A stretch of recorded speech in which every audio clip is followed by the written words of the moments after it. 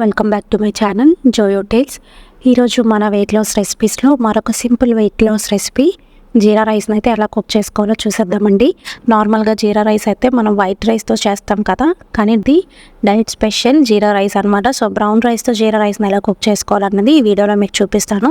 ఇదైతే చాలా సింపుల్, అలాగే చాలా టేస్టీగా కూడా ఉంటుంది. సో ఫస్ట్ అయితే దీనికోసం బ్రౌన్ రైస్ని అయితే కుక్ చేసుకొని పక్కన పెట్టుకోవాలి. 1 కప్పు బ్రౌన్ రైస్కి 3 కప్స్ ఆఫ్ వాటర్ వేసుకొని 3 విజిల్స్ పెట్టుకుంటే మనకి బ్రౌన్ రైస్ అయితే పొడిగా కుక్ అయిపోతుంది అనమాట. సో బ్రౌన్ రైస్ కుక్ చేసేసుకున్న తర్వాత ఇంకా మనము జీరా రైస్ని అయితే సింపుల్గా కుక్ చేసేసుకోవచ్చు. సో ఇప్పుడు జీరా రైస్ కోసం తాలింపుని అయితే ఎలా ప్రిపేర్ చేసుకోవాలో చూద్దాము. ఫస్ట్ అయితే దీనికోసం స్టవ్ వెలిగించి ప్యాన్ పెట్టుకొని అందులో కొంచెం గీ వేసుకోవాలి. ఆయిల్ కన్నా కూడా గీ వేసుకొని చేసుకుంటే టేస్ట్ చాలా బాగుంటుంది. గీ వేసుకున్న తర్వాత ఇప్పుడు అందులోనే మన మెయిన్ ఇంగ్రీడియంట్ జీరా అయితే వేసుకోవాలి. జీరా వేసుకొని కాసేపు అయితే మనం బాగా ఫ్రై చేసుకోవాలి. నేను జీలకర్రతో పాటు కొంచెం షాజీరా కూడా వేసాను, టేస్ట్ బాగుంటుందని చెప్పి. సో ఈ రెండింటిని అయితే ఫస్ట్ బాగా ఫ్రై చేసేసుకోవాలి. బాగా ఫ్రై అయిన తర్వాత అందులోని 1 బిర్యానీ ఆకు, చిన్న దాల్చిన చెక్క, అలాగే 1 యాలక్కాయ వేసేసి ఈ మసాలాలు కూడా ఒక 2 మినిట్స్ పాటు బాగా ఫ్రై చేసేసుకోవాలి.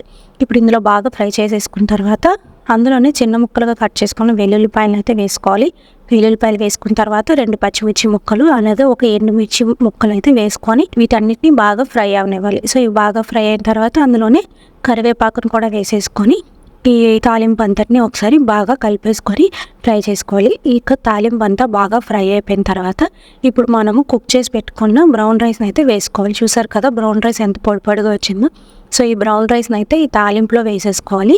వేసేసుకొని మనము టేస్ట్కి తగినంత సాల్ట్ వేసేసుకొని బాగా కలిపేసుకుంటే మనకి tasty weight loss special brown రైస్తో జీరా రైస్ అయితే రెడీ అయిపోయినట్లే. సో దీన్ని మీరు తప్పకుండా ట్రై చేయండి. చాలా సింపుల్ బట్ టేస్టీ రెసిపీ. ఈ వీడియో కనుక మీకు నచ్చినట్లయితే వీడియోని లైక్ చేసి ఛానల్ని సబ్స్క్రైబ్ చేసుకోండి. మళ్ళీ రేపటి వీడియోలో ఇంకొక వెయిట్ లాస్ రెసిపీతో కలుద్దాం. అప్పటి వరకు bye. Thank you very much.